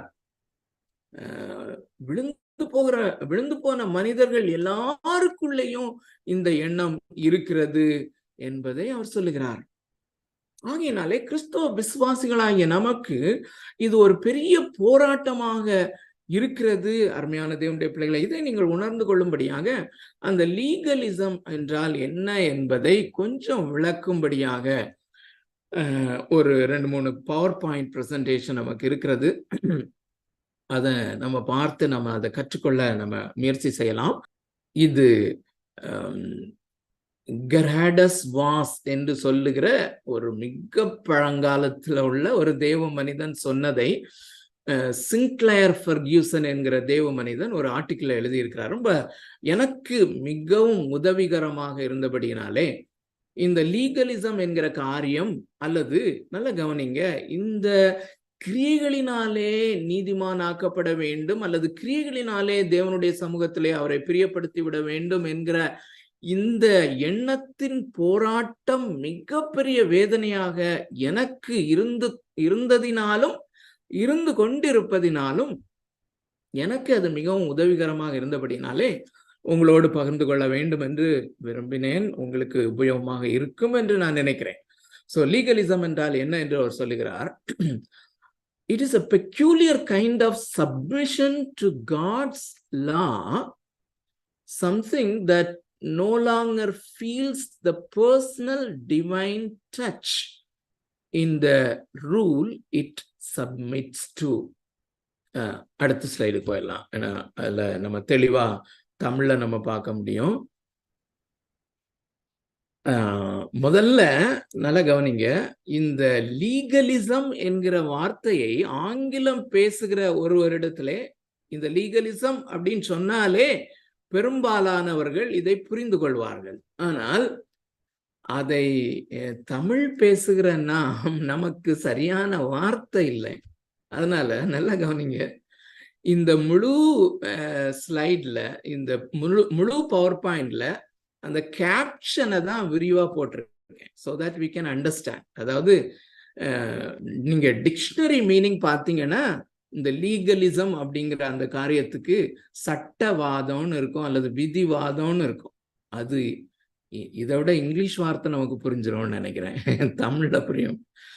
ஆகையினால இது நம்ம கொஞ்சம் விரிவா, இவ்வளோ விரிவா நான் எழுத வேண்டியது இருக்குது. இதுக்கு அடுத்தது தான் அந்த டெஃபனிஷன் அல்லது அந்த கொட்டேஷன். முதல்ல அந்த தேவ மனிதன் சொன்ன அந்த கொட்டேஷன் அடுத்தது தான் பார்ப்போம். இது லீகலிசம் அப்படிங்கிறதுக்கு ஒரு தமிழாக்கம். Legalism is equal to this. So விதிவாதம் அப்படின்னா கிரியைகளினால் நீதிமானாக்கப்படுதலை நம்புகிற பரிசேயத்துவம் அப்படின்னு சொல்லலாம். ஸோ இது பரிசேயர்களுடைய ஒரு குணாதிசயம். அவங்க எல்லாத்தையும் கிரியைகளினாலே தேவனுடைய அங்கீகாரத்தை பெற்றுவிடலாம், விருத்த சேதனத்தினாலே தேவனுடைய அங்கீகாரத்தை பெற்றுவிடலாம் என்கிற ஒரு எண்ணம். அது நான் அடிக்கடி சொல்லுகிறபடி அது பேக் ஆஃப் த மைண்ட் தான் இருக்கும். நம்ம அது தெளிவாய் நாம இனம் கண்டு கொள்வது, நம்ம ரொம்ப கேர்ஃபுல்லா இல்லைன்னா அதை தெளிவாக இனம் கண்டுகொள்ள முடியாது. திரும்பவும் இந்த பைபிள் ஸ்டடி தொடக்கத்துல நான் சொன்னதை நினைவுபடுத்த விரும்புகிறேன். அருமையான தேவனுடைய பிள்ளைகளே, நாம் நம்முடைய கிரியைகளை தேவனிடத்திலே கொண்டு வர முடியாது. அது தேவனுக்கு அருவருப்பானது. இப்போதும் கொண்டு போக முடியாது. நாம மரித்து அவரிடத்திலே நிற்கும் போது அல்லது அவருடைய வருகையின் போதும் நம்முடைய கிரியைகளை கொண்டு போய் ரட்சிப்புக்காக நிற்க முடியாது. ரிவார்ட்ஸுக்காக என்பது அல்லது பிரதிபலன்களுக்காக என்பது அது முற்றிலும் வேறுபட்ட ஒரு காரியம். அதை இங்கே நாம இப்போ கொண்டு வர வேண்டாம். ஓகே, கிரியைகளினால் நீதிமான் ஆக்கப்படுதலை நம்புகிற பரிசேயத்துவம் என்பது இன்னும் விளக்கமாக இதை புரிந்து கொள்ள வேண்டுமானால் நல்லா கவனிங்க, பாருங்க. தேவனுடைய கட்டளைகளையோ அல்லது அவைகளை சார்ந்து மனிதர்களால் போதிக்கப்பட்ட விதிமுறைகளையோ வழிமுறைகளையோ அவைகளுக்கு கொடுக்கப்பட வேண்டிய முக்கியத்துவத்துக்கு அதிகமான முக்கியத்துவம் கொடுத்து எழுத்தின்படி லிட்ரலா எனது சொந்த முயற்சியினால் நிறைவேற்றுவதன் மூலம் தேவனை பிரியப்படுத்தலாம் என்ற மனோநிலைமையில் முயற்சி செய்வதும், அது இயலாததால் ஏற்படும் தேவையற்ற குற்ற உணர்வுகளின் பாரமும். அநேக கிறிஸ்தவ விசுவாசிகளை நம்ம பார்த்தோம்னா இந்த குற்ற உணர்வு, தேவையற்ற குற்ற உணர்வுகளினாலே நிரப்பப்பட்டு ஒரு பேர்டனோட இருப்பாங்க. அருமையான தேவனுடைய பிள்ளைகளே, தயவு கூர்ந்து இதை கொஞ்சம் இன்டென்சிவா திங்க் பண்ணுங்க. என்னுடைய வாழ்க்கையிலே ஒரு சிலரை நான் கண்டிருக்கிறேன். ஒரு சில சின்சியரான விசுவாசிகள் ராத்திரி தூக்கம் வராம பெரிய இந்த மைண்ட் அவங்களுக்கு ஒரு மாதிரி அப்செட் ஆயிரும். நானும் கூட ஒரு பீரியட் அப்படி போனேன். அதனுடைய காரணமும் இதுதான், அடிப்படை காரணம் இதுதான். அருமையான தேவனுடைய பிள்ளைகளே, தேவையற்ற குற்ற உணர்வுகளினாலே அவர்கள் பாதிக்கப்படுகிறது. நல்ல விசுவாசிகள். ஆனால் இந்த நாட்களிலே அநேக விசுவாசிகளுக்கு இந்த பாவம், குற்ற உணர்வு, அதை குறித்து கொஞ்சமும் கரிசனை இல்லாமல் வாழ்கிறவர்கள் உண்டு.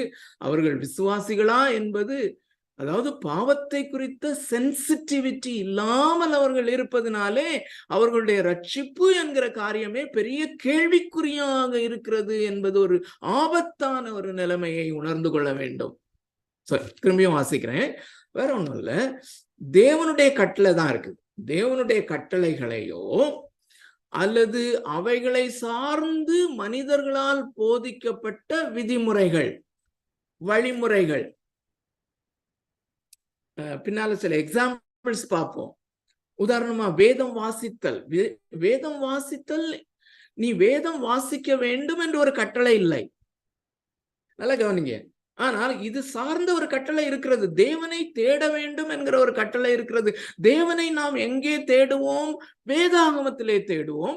ஆகையினாலே வேதத்தை வாசிக்க வேண்டும், அதை படிக்க வேண்டும் என்கிற காரியம் இருக்கிறது. ஆனா தினமும் நீ 3 அதிகாரமாவது வாசிக்கணும், தினமும் நீ ஒரு அதிகாரமாவது வாசிக்கணும் என்று அம்மாவோ இல்லாட்டி சண்டே ஸ்கூல் டீச்சரோ இல்லாட்டி போதகரோ சொல்லுகிறது அந்த பேக் ஆஃப் த மைண்ட் அப்படி ரெஜிஸ்டர் ஆகி இருக்கும். அப்போ இது நான் செய்யாததுனாலே, இந்த ஒரு கற்பனையை நான் நிறைவேற்றாதபடினாலே, இது கற்பனை கிடையாது ஆக்சுவலா, ஆனால் கற்பனையாக எனக்குள்ளே ரெஜிஸ்டர் ஆகி இருக்கிறது. அது என்னை மோட்டிவேட் பண்ணுகிறது. ஆக நான் அதை ஒரு சடங்காச்சாரத்தை போல செய்கிறேன். இவ்வளவு போதும். ஆனா பின்னால நம்ம டெஃபினிஷனை பார்க்கும்போது இன்னும் தெளிவாக கற்றுக்கொள்வோம். தேவனுடைய கட்டளைகளையோ அல்லது அவைகள் சார்ந்து மனிதர்களால் போதிக்கப்பட்ட விதிமுறைகளையோ வழிமுறைகளையோ அவைகளுக்கு கொடுக்கப்பட வேண்டிய முக்கியத்துவத்துக்கு அதிகமான முக்கியத்துவம் கொடுத்து எழுத்தின்படி எனது சொந்த முயற்சியினாலே அதை நிறைவேற்றுவதன் மூலம் தேவனை பிரியப்படுத்தலாம் அப்படிங்கிற மைண்ட் செட்ல முயற்சி செய்வதும் அது முடியாத போது, அது நிச்சயமா முடியாது. நிச்சயமா முடியாது. என்றைக்கா இதுவும் ஒரு நாள் ஒரு ரொம்ப டிசிப்ளினேரியன் சொன்னா 3 அதிகாரம் பிக்ஸ் பண்ணா 10 நாள் வாசிப்பாங்களா இருக்கும். 11வது நாள் ஒரு அதிகாரம் கூட வாசிக்க முடியாது. அது பெரிய ஒரு குற்ற உணர்வுக்குள்ளாக்கும். அது தேவையற்றது. மனிதனாக தன்மேல் எடுத்துக்கொண்ட ஒரு பாரம்.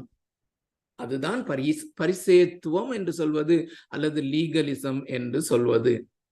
அடுத்த ஸ்லைட்ல நம்ம முதல்ல பார்த்த அந்த டெஃபினிஷன் அல்லது இந்த விதிவாதம், லீகலிசம் என்றால் என்னன்னு சொல்லி இங்கிலீஷ்ல நம்ம பார்த்தோம்ல, அதனுடைய தமிழாக்கத்தை இங்க பார்க்கிறோம். தேவனுடைய கட்டளைகளில் ஒன்றை கடைபிடிக்கும் போது அந்த கட்டளையின் நாயகராகிய கடவுளின் அல்லது கிறிஸ்துவின் தனிப்பட்ட நெருக்கமான தெய்வீக தொடுதலை உணராத விதத்தில் என்னை அவருடைய கட்டளைகளுக்கு உட்படுத்துதல் தான் இந்த லீகலிசம். அதாவது ரொம்ப சிம்பிளா, ஒருவேளை இந்த வார்த்தைகள் காம்ப்ளிகேட்டடா இருக்கும்னா நீங்க பிறகு நான் சொன்ன பிறகு நீங்க இதை தெளிவாக பார்க்கறதுக்கு முயற்சி செய்யலாம். வேற ஒன்றும் இல்லை அருமையானவர்களே. It is a kind of obedience to the law of God. தேவனுடைய பிரமாணங்கள், பழைய ஏற்பாட்டின் அந்த 10 கற்பனைகள் என்றாலும் சரி, அல்லது புதிய ஏற்பாட்டிலே நான் ஏற்கனவே சொல்லி இருக்கிறேன், நாம் அறிந்திருக்கிறோம், கிட்டத்தட்ட 1500 கட்டளைகள் புதிய ஏற்பாட்டிலும் உண்டு. உதாரணமாக முறுமுறுப்பில்லாமல் ஒருவரை ஒருவர் உபசரியுங்கள், இப்படிப்பட்ட நிறைய கட்டளைகள் உண்டு. அந்த கட்டளைகளுக்கு நாம் கீழ்ப்படிய கடமைப்பட்டிருக்கிறோம். ஆனால் இப்படிப்பட்ட கட்டளைகளில் ஒன்றை கடைபிடிக்கும் போது அந்த கட்டளைகளின் நாயகராகிய கிறிஸ்து அல்லது கடவுள் அவருடைய அந்த நெருக்கமான தெய்வீக தொடுதலை உணராதபடி எழுத்தின்படி லிட்ரலா அதை நாம் செய்ய முற்படுகிறோம். அப்படி செய்வோமானால் அதான் லீகலிசம். இதை விளங்கி கொள்ளுகிறதுக்கு ரொம்ப அருமையான ஒரு பேசேஜ் இயேசு கிறிஸ்துவனுடைய ஒரு போதனை, ரொம்ப மிக மிக ஆப்டா. நான் நேற்று காலையில் அதை பார்த்தேன். அதை அந்த எக்ஸைட்மெண்டோட உங்களுக்கு நான் சொல்ல விரும்புகிறேன். மார்க் எழுதின சுவிசேஷம் 7வது அதிகாரம். மார்க் எழுதின சுவிசேஷம் 7வது அதிகாரம் முதல் 7 வசனங்கள், முதல் 7 வசனங்கள், 7 அல்லது 8 வசனங்கள். அதுல முக்கியமான வசனத்துல மாத்திரம் கொஞ்சம் அதிகமா நிற்பேன், மற்றபடி வேகமாக நான் வாசித்து கொண்டு போக விரும்புகிறேன். என்றால் அது வாசிக்கும் போது உங்களுக்கு அது மனதில் எளிதாக வரும். எருசலேமில் இருந்து வந்த பரிசேயரும் வேத பாரகரில் சிலரும் அவரிடத்தில் கூடி வந்தார்கள். சோ நல்ல கவனிங்க, எருசலேமில இருந்து இந்த வேத பாரகர்களும் பரிசேயர்களும் இயேசு கலிலேயாவில் இருக்கும்போது அங்க தேடி வராங்கன்னா, கிட்டத்தட்ட 90 கிலோமீட்டர் 90 மைல் பிரயாணம் பண்ணி வராங்க. என்ன கம்ப்ளைண்டோட வராங்கன்னா, 2வது வசனம், அப்பொழுது அவருடைய சீஷரில் சிலர் கழுவாத அசுத்த கைகளாலே போஜனம் பண்ணுகிறதை அவர்கள் கண்டு குற்றம் பிடித்தார்கள். ஏனெனில் பரிசேயர் முதலிய யூதர் அனைவரும் முன்னோர்களின் பாரம்பரியத்தை கைக்கொண்டு அடிக்கடி கை கழுவினால் ஒழிய சாப்பிட மாட்டார்கள். இப்ப நல்லா கவனிங்க,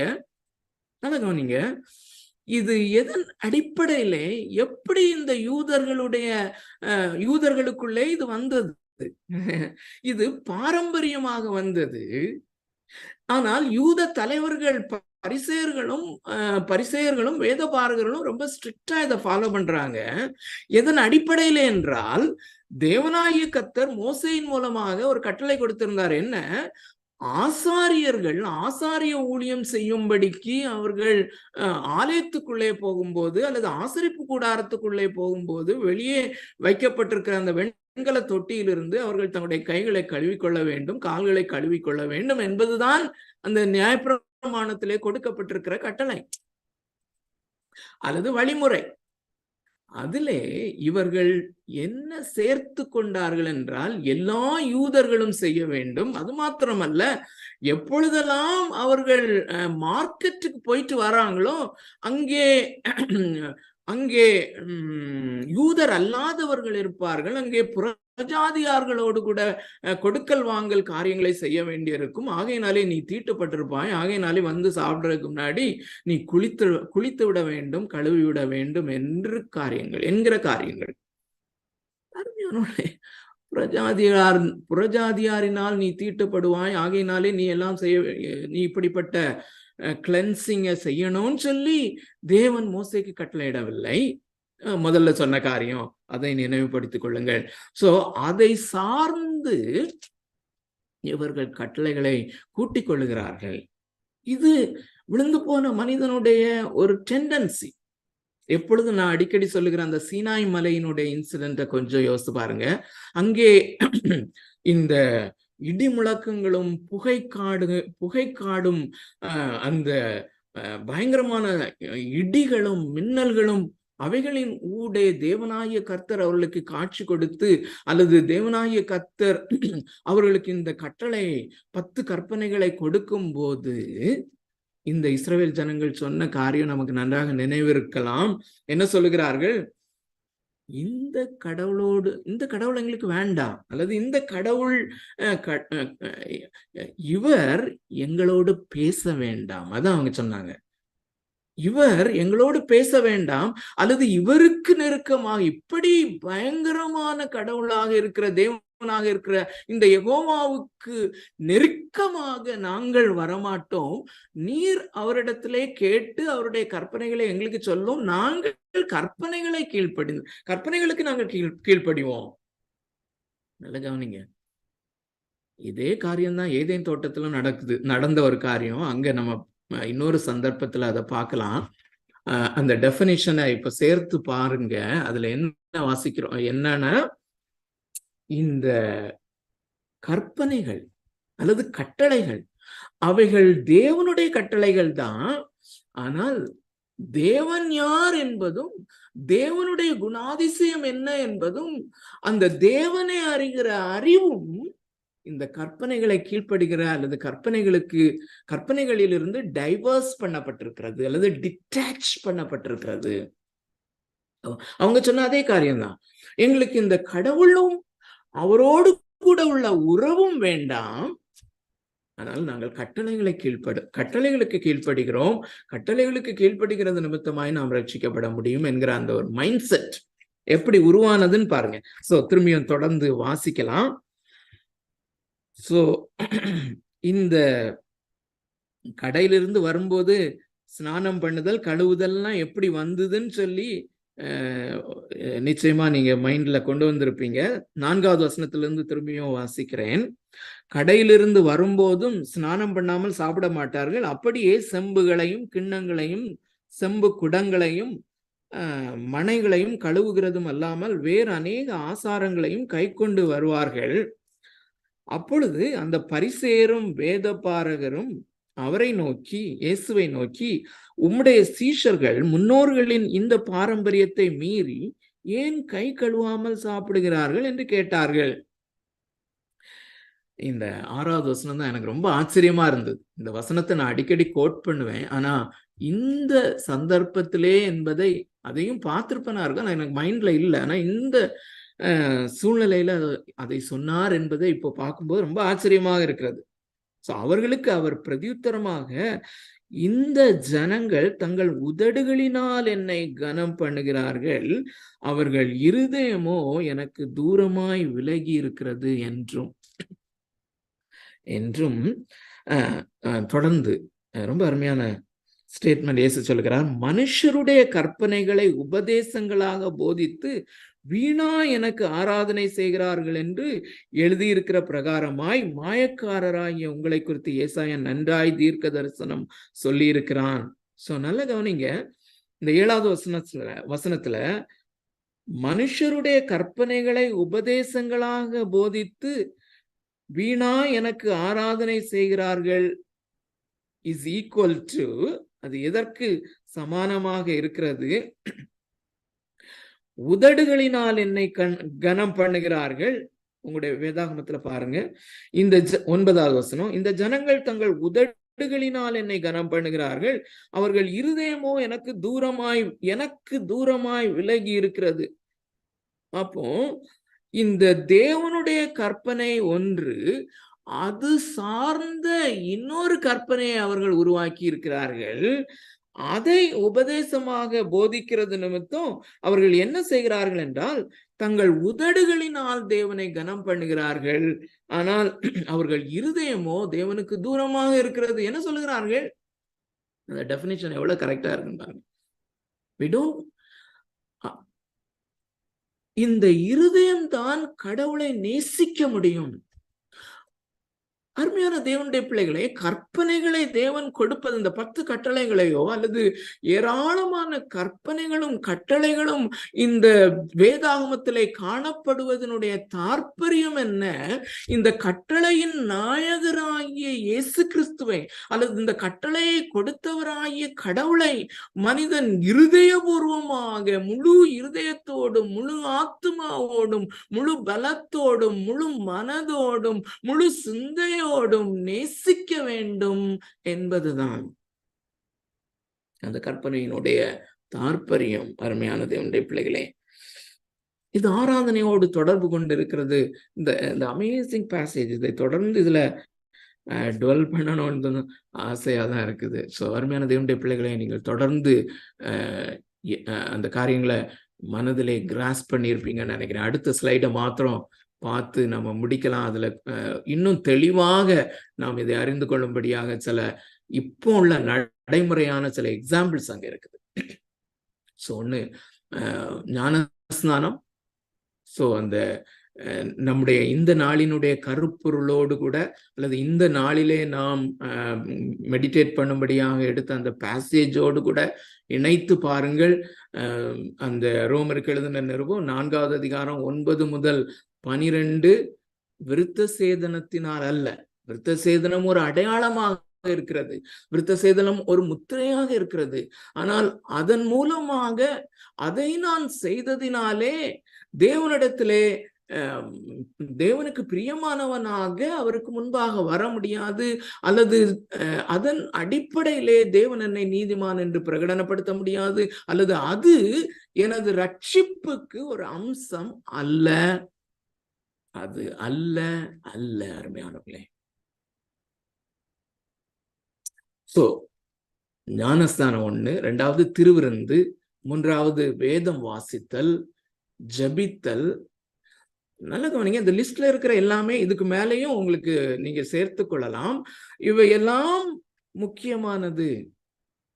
ஆனால் இவைகளுக்கு உரிய ஒரு இடம் உண்டு, அதை சரியாக புரிந்து கொள்ள வேண்டும்.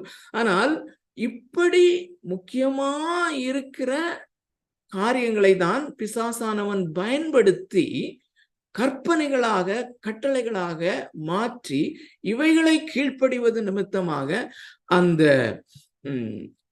இருதயபூர்வமாக தேவனை நேசிக்கிற அந்த காரியத்தை, அல்லது எதனால் நாம் அந்த நேசித்தல் அப்படின்னு நான் சொல்லும் போது விசுவாசம் இஸ் ஈக்குவல் டு தேவனை இருதயபூர்வமாக நேசித்தல், அன்பு கூறுதல் என்கிற காரியத்துக்கு சப்ஸ்டிடியூட்டாக இதை கொண்டு வந்துட்டான்.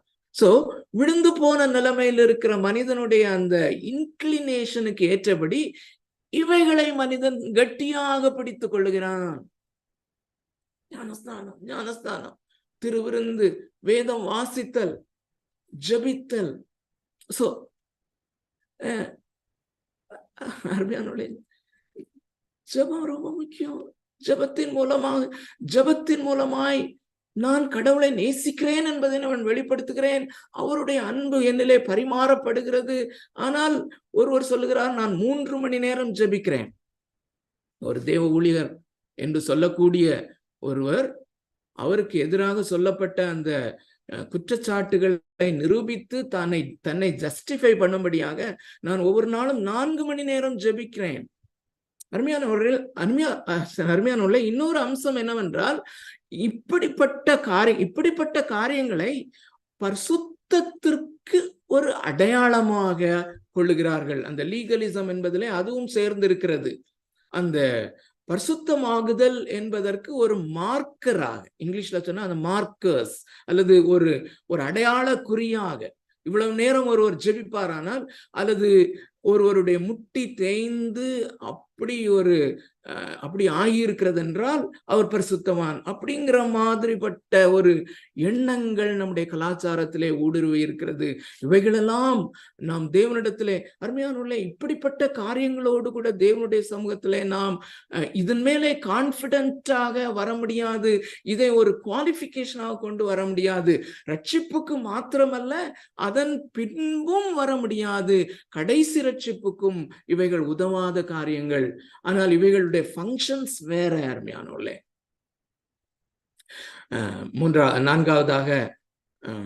ஐந்தாவதாக உபவாசித்தல், நற்கிரியைகள் செய்தல், ஊழியம் செய்தல், கூட்டு ஆராதனைக்கு ஒழுங்காக செல்லுதல், கார்ப்பரேட் வர்ஷிப்புக்கு நீங்க ஒழுங்காக வர வேண்டும், காணிக்கை தசம் பாகம் செலுத்துதல்,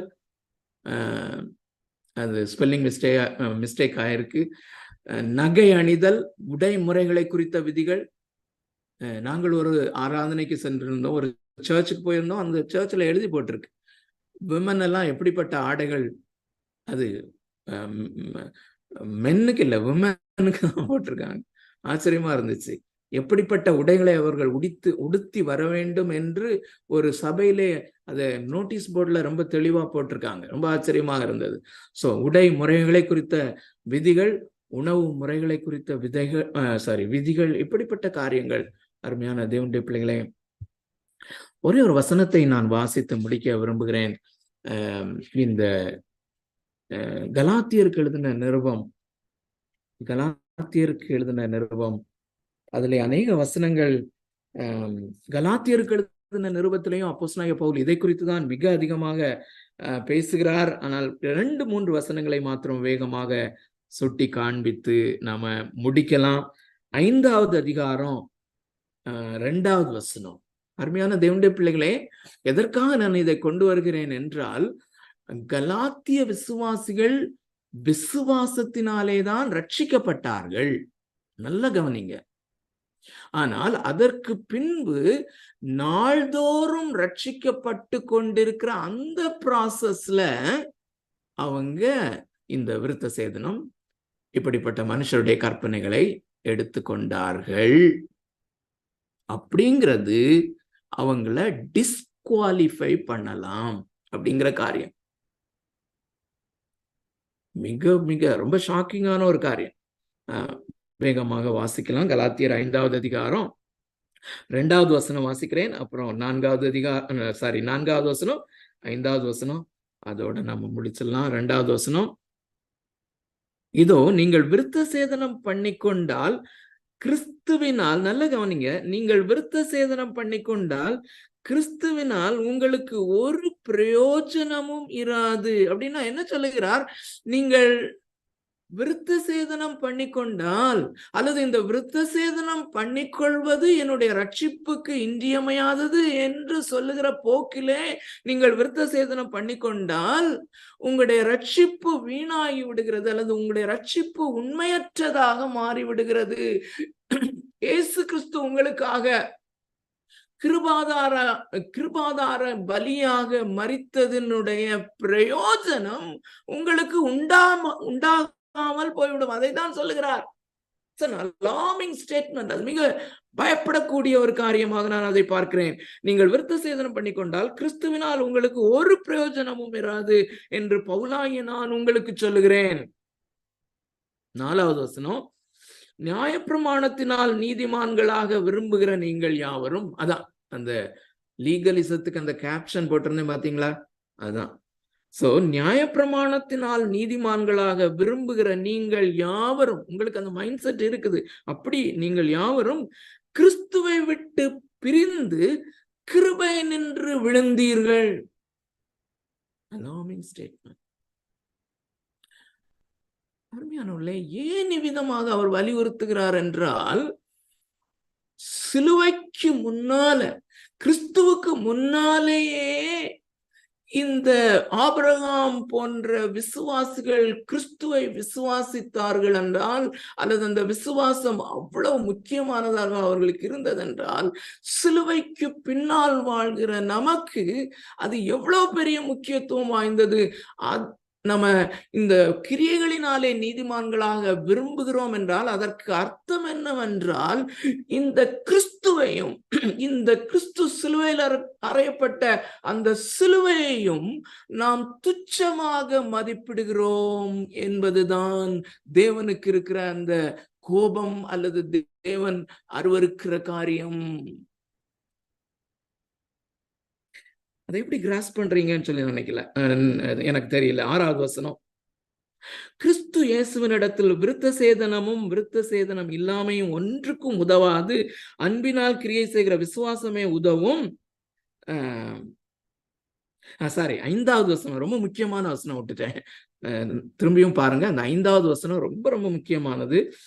நாங்களோ நீதி கிடைக்கும் என்று ஆவியை கொண்டு விசுவாசத்தினால் நம்பிக்கையோட காத்திருக்கிறோம். இங்கே அவர் எந்த ரட்சிப்பை குறித்து சொல்லுகிறார் என்பது மிக தெளிவாக, தெளிவாக புரிகிறது என்று நினைக்கிறேன். கடைசி நாளிலே மரணத்திற்கு பின் நியாய தீர்ப்புக்கென்று தேவனுடைய சமூகத்திலே சென்று நிற்கும் போது, அந்த நீதிபரராகிய தேவனுக்கு முன்பதாக நான் போய் நிற்கும் போது எனக்கு ஒரு நீதி கிடைக்கும் என்று நான் நம்பிக்கையோடு ஓடிக்கொண்டிருக்கிறேன். என்ன நீதி? என்னுடைய கிரியைகளினாலே, என்னுடைய நற்கிரியைகளினாலே, என்னுடைய ஊழியத்தின் மேன்மையினாலே நான் அந்த நீதி கிடைக்கும் என்கிற அந்த நம்பிக்கை அல்ல. நாங்களோ அந்த விசுவாசத்தினாலே நீதி கிடைக்கும் என்று ஆவியை கொண்ட விசுவாசத்தினால் நம்பிக்கையோடு காத்திருக்கிறோம். அருமையான தேவனுடைய பிள்ளைகளே, இந்த மாலை வேளையிலே பரிசுத்த ஆவியானவர் நமக்கு உதவி செய்வாராக. இந்த சிலுவையினுடைய மேன்மையையும், இந்த சிலுவையினுடைய அந்த விலையேறப்பெற்ற தன்மையையும் ஒரு முறை கூட புரிந்து கொள்ள பரிசுத்த ஆவியானவர் நமக்கு உதவி செய்வாராக. இன்று அநேக பிரசங்கங்களிலே, அநேக சபைகளிலே இந்த கிறிஸ்துவை குறித்தும், கடந்த வாரத்துல எங்க கிளாஸ்ல ஒரு சகோதரி மிகவும் பாரத்தோட பகிர்ந்து கொண்டிருந்தாங்க. எங்களுடைய சபையிலே திருவிருந்தின் போது கூட கிறிஸ்துவை முக்கியத்துவப்படுத்துவதில்லை, சிலுவையை முக்கியத்துவப்படுத்துவதில்லை என்று மிக மிக பரிதாபமான ஒரு காரியம். அருமையான தேவனுடைய பிள்ளைகளே, what a great privilege. நான் பாவியாக வருகிறேன், இன்றும் நான் பாவியாக இருக்கிறேன். இந்த பைபிள் ஸ்டடியை நான் செய்து கொண்டிருக்கும் போது நான் பாவியாக இருக்கிறேன். ஆனால் நான் மிகவும் தைரியமாக இந்த கிறிஸ்துவின் மேல் விசுவாசம் வைத்து அவரிடத்துல நான் வர முடியும். What an amazing privilege.